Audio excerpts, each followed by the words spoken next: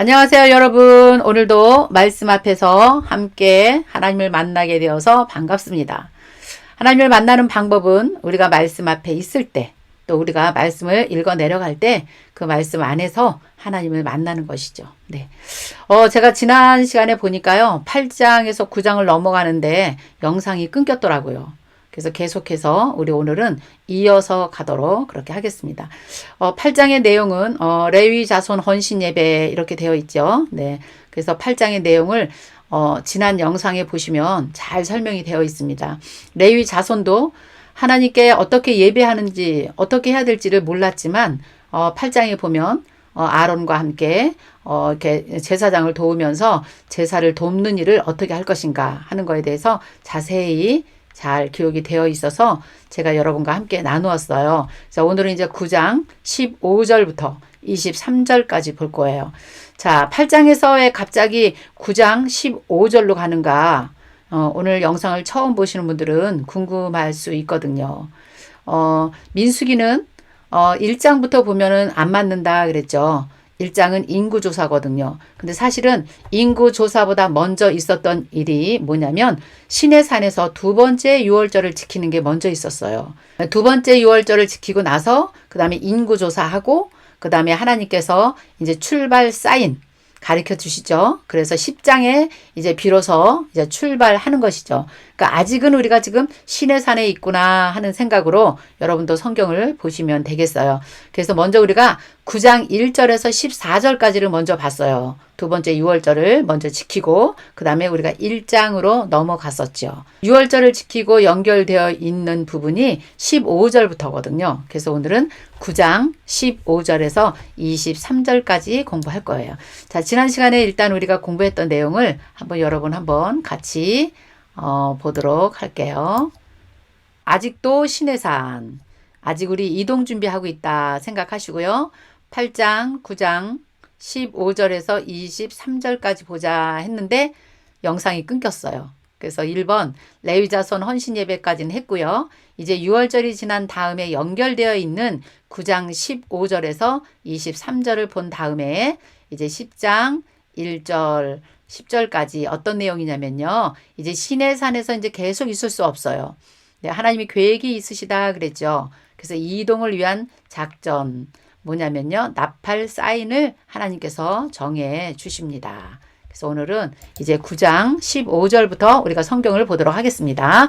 자, 길을 안내한 구름 이렇게 기록되어 있죠. 그리고 이 내용은요. 사실은 출애굽기 40장 34절에서 38절까지의 내용이에요. 자, 15절 보겠습니다. 성막을 세운 날에 구름이 성막 곧 증거의 성막을 덮었고 그 다음에 저녁이 되면 성막 위에 불 모양 같은 것이 나타났다. 그래서 아침까지 있었다. 그랬으니까 지금 15절에 성막을 세운 날에 했으니까 이게 출애굽기 마지막 장하고 지금 연결이 되는 거 맞죠? 이거 성막에 구름 기둥과 이제 불 기둥이 성막 위에 임했고 그 다음에 이스라엘 백성들 12지파가 성막을 중심으로 쫙 12지파가 살았잖아요. 네, 그 모든 이스라엘 백성들을 따뜻하게 덮어주는 그런 것들을 이제 우리가 성경을 통해서 볼 수 있겠죠. 자, 17절 보니까요. 구름이 이제 성막 위에 떠오를 때에는 이스라엘 자손이 곧 행진을 하였고 구름이 머무는 곳에는 이스라엘 자손이 진을 쳤다. 이게 이제 하나님의 약속이죠.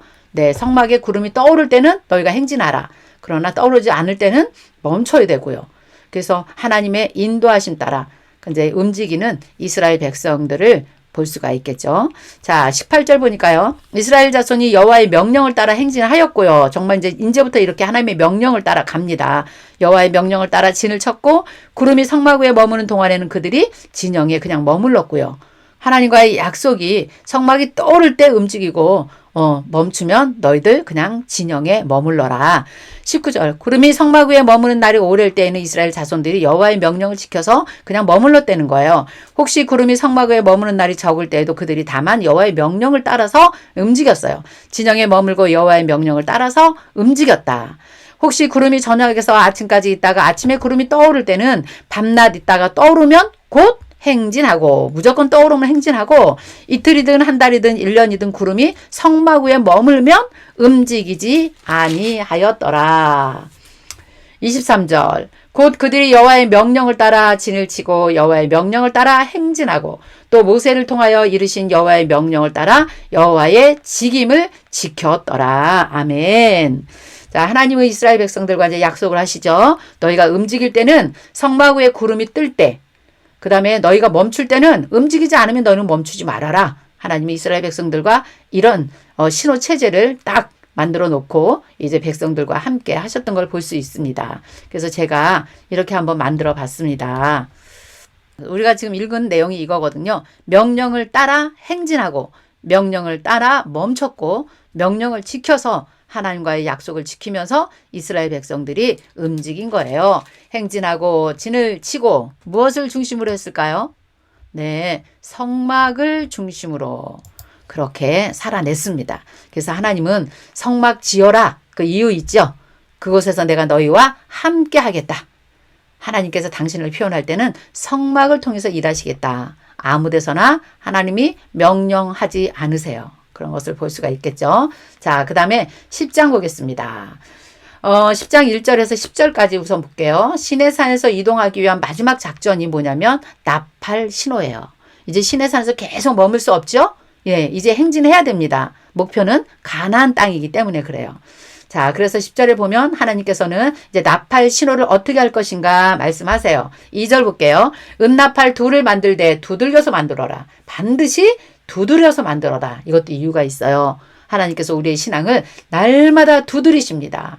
두드립니다. 그것으로 회중을 소집하고 진영을 출발하게 할 것이다 하면서 이제 약속을 정하시죠.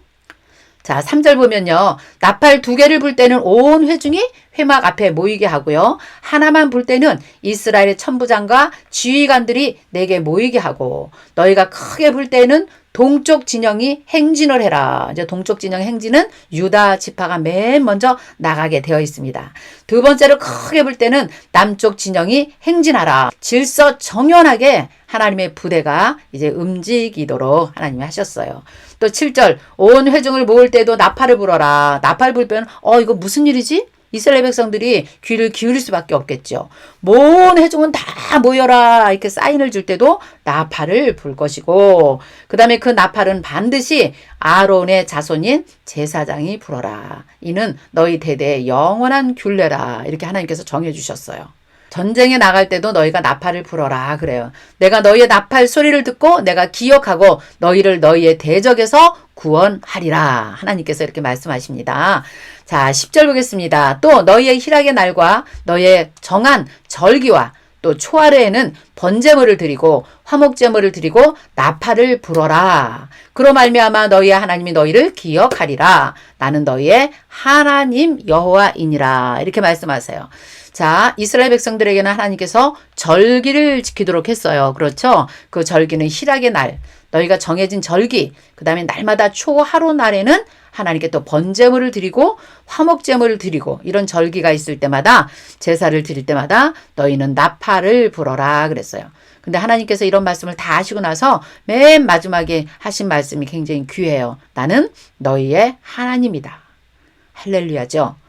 나는 너희의 하나님이다. 계속해서 나는 너희의 하나님이다. 이걸 계속해서 이스라엘 백성들에게 각인시켜 주시는 참 좋으신 하나님, 우리의 아버지이심을 볼 수가 있습니다. 자, 그리고 나서요. 민수기 10장 11절에서 12절이 아주 중요해요. 이거는 왜 그럴까요? 출발이기 때문에 그래요. 자, 이제 시내산을 출발합니다. 이제 시내산 출발하는 거예요. 여러분 현장 보이셔야 돼요. 네. 이제 성막 위에 구름이 막 떠오르죠. 그러면 이제 떠나는 거예요. 나팔 신호까지 다 정했고, 군대도 다 질서 정연하게 다 하나님께서 정해주셨죠. 성막을 중심으로 12지파가 모여 살기도 하고, 성막을 중심으로 이제 동서남북으로 지파들이 세 지파씩 이제 나눠서 또 행진도 할 것입니다. 아주 질서정연하게 갈 수 있도록 하나님이 정해주세요. 자, 11절 보겠습니다. 둘째 해 둘째 달 20날에 구름이 증거의 성막에 떠오르매 그랬어요. 둘째 해 그랬으니까 어떻게 될까요? 만 1년입니다.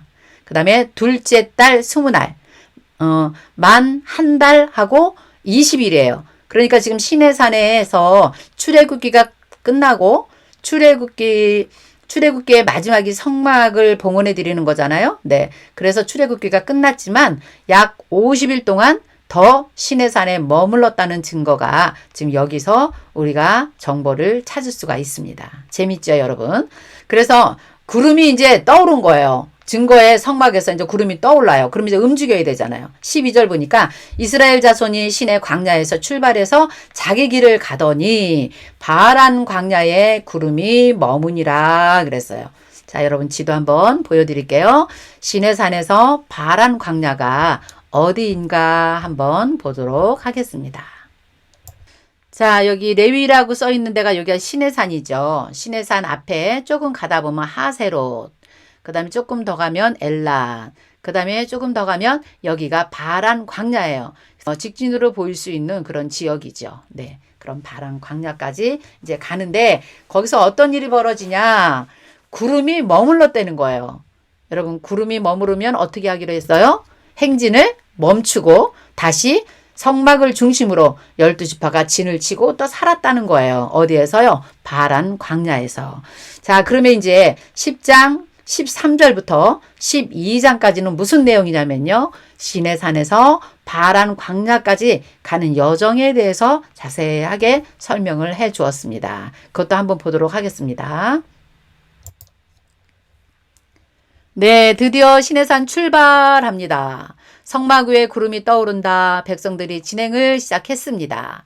자, 그럼 이제 13절부터 12장까지는 바란 광야까지 가는 여정이에요. 어떤 일이 있었냐? 메추라기 사건과 연결되어 있는 70명 장로들을 발탁하게 되고요. 그 다음에 미리암이 모세에게 반기를 들지요. 아론이랑. 그래서 미리암이 이제 나병에 걸리는 사건도 여기서 벌어지게 됩니다.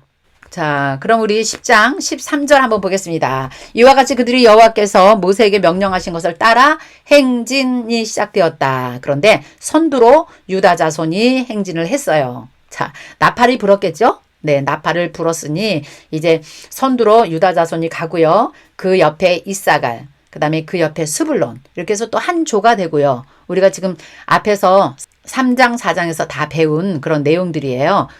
17절 보면요. 유다 지파와 그 다음에 이사갈과 그 다음에 스불론 지파가 쫙 이렇게 앞줄에 가잖아요. 그럼 그 뒤에요. 반드시 누가 가냐? 레위 자손들이 가요.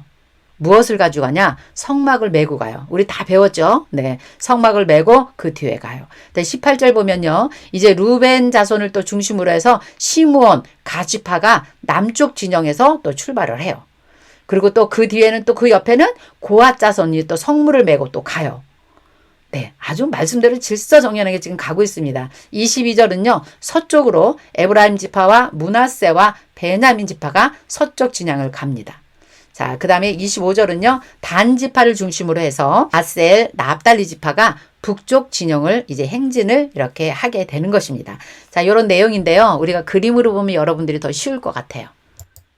네, 이 내용이에요. 자, 지금 14절부터 27절까지의 내용이 이거예요. 자, 동쪽 유다지파, 이사갈, 스불론 지파. 그 다음에 남쪽 진영은 누굴까요? 루벤, 시몬, 갓 지파. 그 다음에 서쪽 진영은 어딜까요? 에브라임, 므낫세, 베냐민. 그 다음에 북쪽 진영은 누굴까요? 납달리, 아셀, 단 지파가 되겠어요. 자, 그림으로 보니까 여러분 보이시죠? 가운데 성막이 있습니다. 성막을 중심으로 레위 자손들이 성막의 성물들을 메고요. 그 옆에 이렇게 12지파가 진영을 이루면서 행진을 하는 것입니다. 자, 29절은요. 이제 모세의 장인 이디한 사람 루엘의 아들 호밥에게 이르되 여호와께서 주마하신 곳으로 우리가 행진하니 우리와 동행하자. 그리하면 우리가 당신을 선대하겠다. 이래 하나님께서 우리를 복 주시기로 했다 이 말이죠. 그러니까 우리를 같이 가면 너에게도 하나님께서 복을 주실 것이다. 같이 가자 이렇게 했는데 호밥이 나는 싫다. 내 고향으로 가겠다 그래요. 31절 모세가 이르되 다시 한번 또 부탁합니다. 우리를 떠나지 마소서. 당신은 우리가 광야에서 어떻게 짐칠지를 아나니 우리의 눈이 되어달라 이래요. 그러니까 모세가 이스라엘 백성들과 지금 처음 천막을 가지고 성막을 가지고 지금 이동을 하는 것이잖아요. 그러니까 얼마나 두렵고 떨리겠어요. 어떻게 이거 진을 쳐야 될지, 어떻게 해야 될지 이 두려운 마음을 호밥에게 의지하게 되죠. 자, 그래서 당신이 우리의 눈이 되어달라. 왜? 광야의 경험이 굉장히 많은 사람이기 때문에 부탁을 했던 것 같습니다. 32절 우리와 동행하면 여호와께서 우리에게 복을 내리시는 대로 우리도 당신에게 그렇게 행할 것입니다. 그들이 여호와의 산에서 떠나 3일 길을 갈 때에 여호와의 언약궤가 그 3일 길에 앞서가며 그들의 쉴 곳을 찾았고 그랬어요. 그러니까 언약궤가 먼저 3일 길을 앞서갔다. 여기 기록이 되어 있죠. 그들이 진영을 떠날 때는 낮에는 구름 기둥이 위에 덮었어요. 그러나 그 많은 이스라엘 백성들이 움직일 때는 구름 기둥이 쫙 그들을 다 덮어서 시원한 그늘을 만들어 주었다 그랬습니다. 35절 언약궤가 떠날 때는 모세가 말하는 거예요. 여호와여 일어나소서. 이제 언약궤가 떠날 때는 여호와가 일어나셔서 어떠한 일이 벌어질지 먼저 가셔서 주의 대적들을 다 흩으시고 주를 미워하는 자가 주 앞에서 도망가게 하소서. 그러니까 언약궤의 힘이 대단했던 거죠. 여호와 하나님께서 먼저 앞서 가시라 이 말입니다. 먼저 길을 만드시는 거죠. 그리고 36절 궤가 쉴 때에는 말하되 여호와여 이제 이스라엘 백성들에게 돌아와서 우리와 함께 하소서. 그러니까 이제 모세가 그 많은 백성들을 이끌고 가면서 두려워하는 마음도 있었겠어요. 그렇죠? 여호와의 그 영, 여호와여 우리와 함께 하소서. 함께 하소서. 먼저 가셔서 우리의 대적을 흩으소서. 또 우리에게로 오셔서 우리와 함께 하소서. 이런 어떻게 보면 간절한 모세의 기도라고도 할 수 있겠죠. 자, 이런 건 이제 궤가 먼저 떠날 때 어떠한 모양이었을까? 우리 한번 그림으로 한번 보도록 하겠습니다. 네, 언약궤를 메고 레위 자손들이 언약궤를 메고 앞에는 나팔을 불고 이런 모양으로 3일 길을 먼저 가서 하나님께서 길을 예비하시고 그 다음에 이스라엘 백성들이 그 길을 따라서 와서 거기서 다시 또 머물면서 성막을 중심으로 살아가는 그런 스토리가 지금 어디서부터 나오냐면요. 33절부터 36절까지가 그런 내용이에요. 이해가 되시죠? 네. 자, 이제 우리 11장 보겠습니다. 여호와께서 들으시고 백성들이 악한 말로 원망하매 여호와께서 들으시고 진노하사 여호와의 불을 그들 중에 붙여서 진영 끝에서 사르게 하였다 그랬어요. 백성이 모세에게 부르짖음에 모세가 여호와께 기도하니 불이 꺼졌다 그랬습니다. 자, 이제 하나님의 명령대로 다 행하였더라 이런 말이 나왔잖아요. 그러나 가는 도중에 이런 일들이 벌써부터 이제 벌어지고 있는 것이죠. 하나님을 원망하며 우리는 못 가겠다. 막 이럴 때 가야 될 길이 멀잖아요. 가나안 땅까지 가야 되는데요. 이제 시내산 떴는데 벌써 이런 일이 벌어지면 안 되죠. 하나님께서 그 진영의 끝을 불로 그냥 확 사르는 그런 일이 있지요.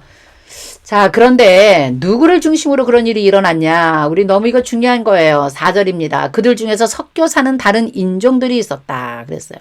이 섞여 사는 다른 인종. 섞여 사는 인종들은 누굴까요? 애굽 땅에서 정말 히브리인의 하나님, 그 여호와 하나님께서 10가지 재앙을 통해서 애굽에 막 재앙을 내리는 것을 보고 아, 저들의 신은 참신인가 보다.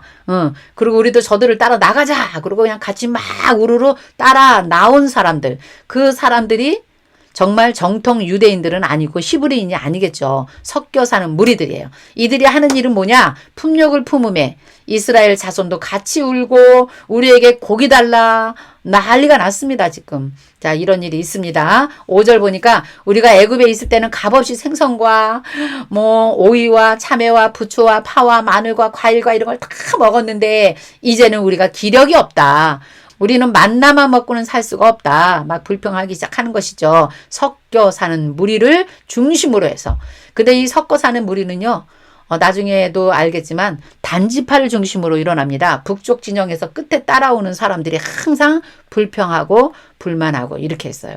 그러니까 뒤에 쫓아오는 사람들이 위험한 겁니다. 앞장서서 유다 지파처럼 앞에 가서 일을 하는 사람들은요. 하나님의 보호하심을 받고 하나님의 인도하심을 받지만 북쪽 진영에서 단지파를 중심으로 오는 그런 사람들이 아마 이 섞여 사는 무리였을 것 같아요. 네, 단지파가 문제예요. 네, 북쪽 진영에서 오는 사람들 중에 섞여 사는 무리가 굉장히 많이 있었어요. 그런 사람을 중심으로. 그러니까 왜?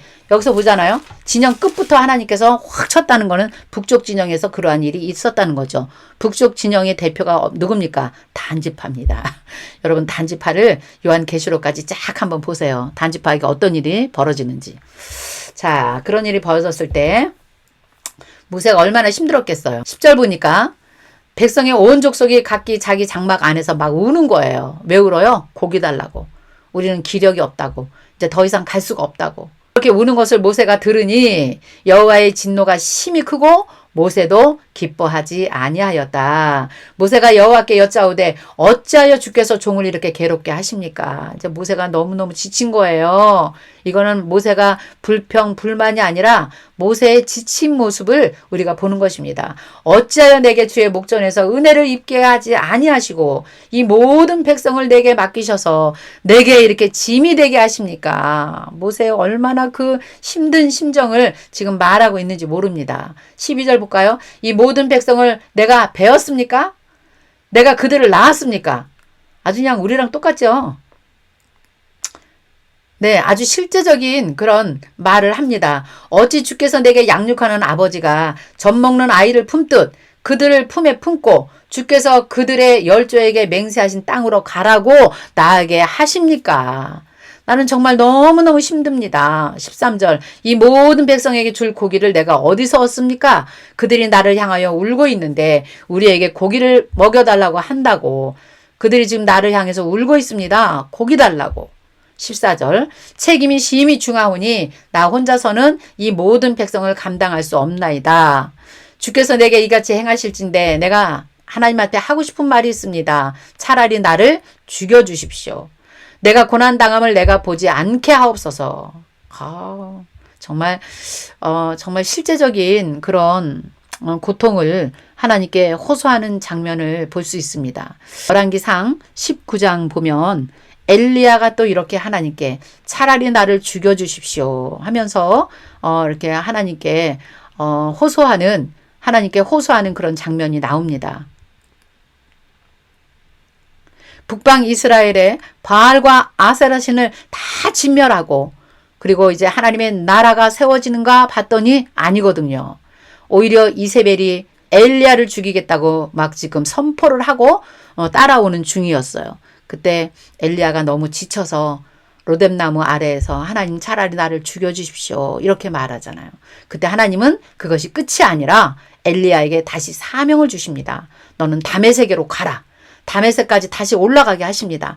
그래서 그 다메섹을 또 가지요. 근데 거기서 엘리야에게 하나님께서 3가지 예언을 하게 하세요. 그래서 하나님의 나라가 그 예언대로 그냥 이루어져서 하나님의 나라 걱정하지 말아라. 너는 그냥 너의 갈 길만 달려라. 그 다음은 내가 한다. 하나님 말씀하셔서 나중에 아합의 가문을 다 멸절하고 결국 승리의 나팔을 불게 하는 그런 일을 엘리야를 통해서 하시거든요. 근데 여기서도 지금 모세가 너무 힘드니까 차라리 나를 죽여주십시오. 내가 감당할 수 없습니다. 이렇게 말해요. 그러니까 16절에 여호와께서 모세에게 이렇게 말씀하십니다. 너희들 노인 중에서 장로, 지도자가 될 사람들 70명을 뽑아라. 그리고 회막 앞에 데리고 나와라. 너와 함께 서라 그래요.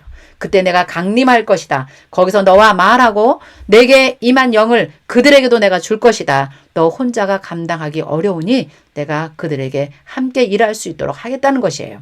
17절 내가 거기에 강림하여 거기서 너와 말할 것이고 내게 임한 영들을 그들에게도 다 줄 것이다. 이제 너 혼자 담당하지 아니할 것이다. 하나님께서 위로해 주세요. 그래서 70명의 장로가 세워지는 일이 여기서 있는 것입니다. 자, 그리고 나서요. 이제 하나님께서 너희들 고기 먹고 싶다 그랬냐? 주겠다는 거예요. 이렇게 또 말씀하십니다. 기다리라. 내일 너희들 몸을 거룩하게 하고 기다려라. 그러면 내일 너희가 그렇게 먹고 싶어하는 고기를 하나님이 주실 거라고 하나님께서 말씀하십니다. 그리고 20절 보면요. 한 달 동안 냄새가 나서 먹기 싫을 때까지 내가 고기를 주겠다 그래요. 자, 21절에 보면요. 이제 모세가 아니 하나님 60만 명이나 보행자가 60만 명이라면 남자 군대에 나갈 수 있는 사람만 60만 명이라니까 가족들까지 하면 한 250만 명이 되는 게 맞죠. 60만 명이나 되는데 주의 말씀이 한 달 동안 고기를 먹게 하겠다는데 이게 가능합니까?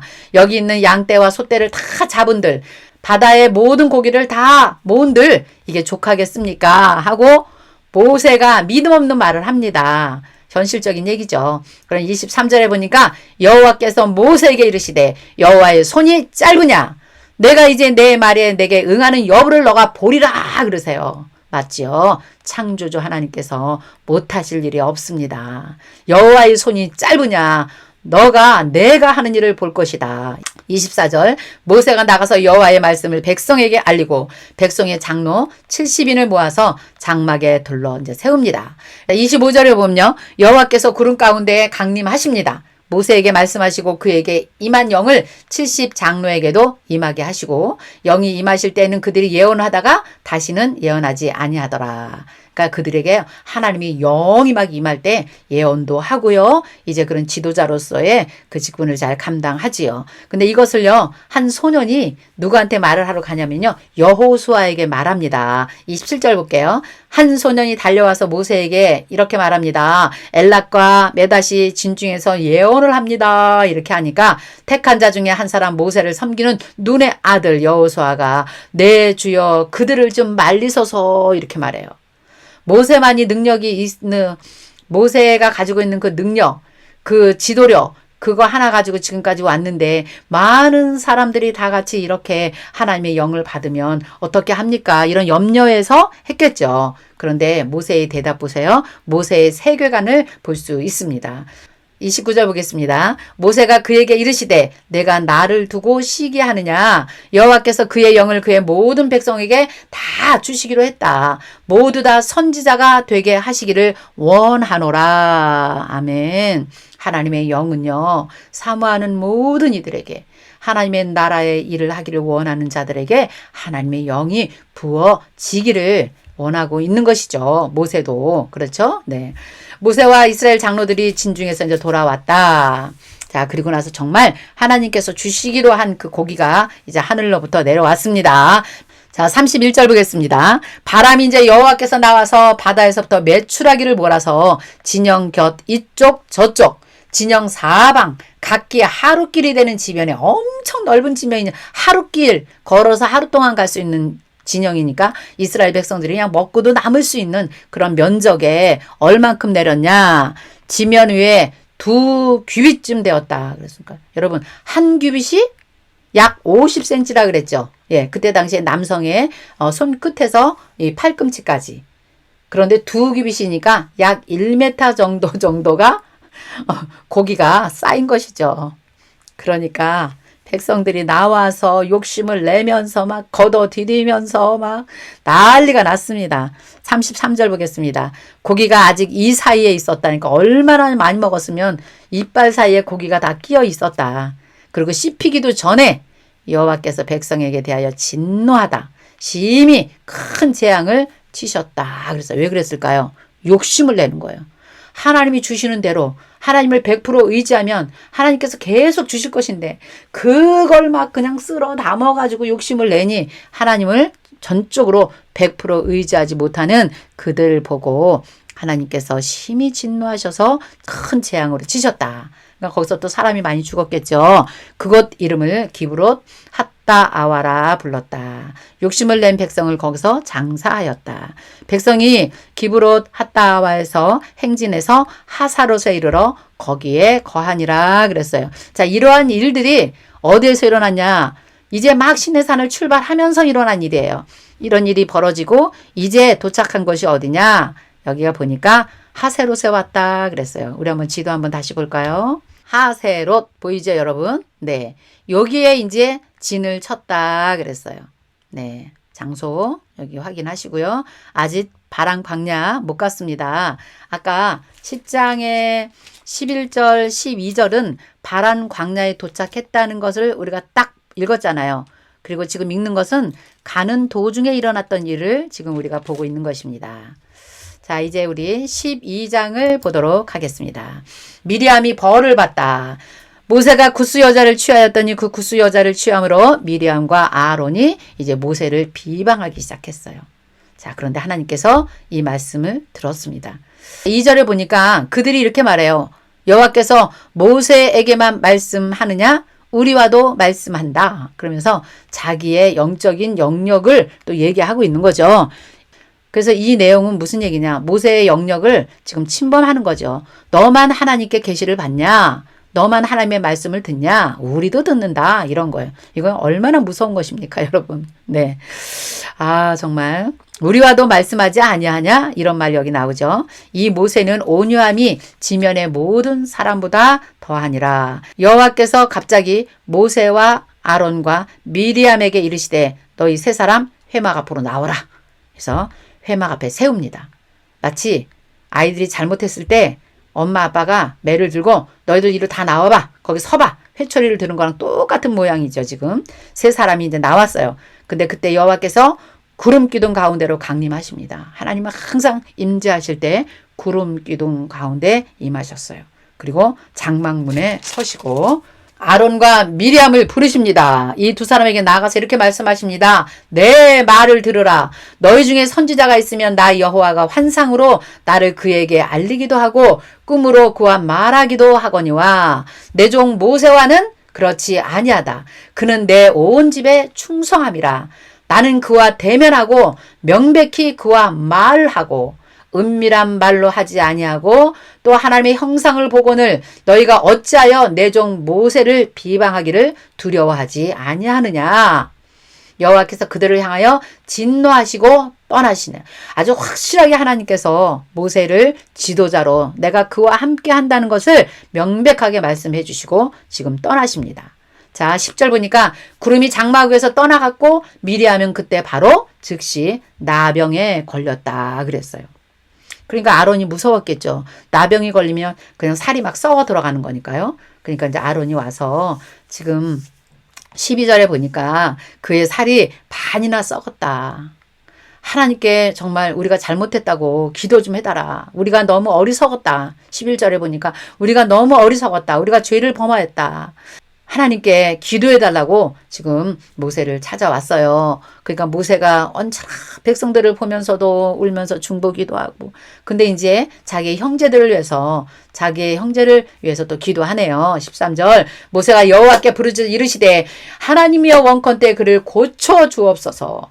여호와께서 그에게 이르시되 그의 아버지가 그의 얼굴에 침을 뱉었을지라도 그가 7일 동안 부끄러워하지 않겠느냐. 그런즉 그를 진영 밖에 1회 동안 가두어 놓고 그 후에 들어오도록 해라. 그래서 하나님께서 고쳐주시기야 하지요. 그러나 1회 동안 진영 밖으로 쫓아냅니다. 그래서 15절 보니까 이에 미리암이 진영 밖에서 1회 동안 갇혀 있었고 백성은 그를 다시 들어오게 하기까지 행진하지 아니하다가 그러니까 다 멈춘 거죠. 그 후에 백성이 하세롯을 떠나 바란 광야에 진을 치니라 그랬어요.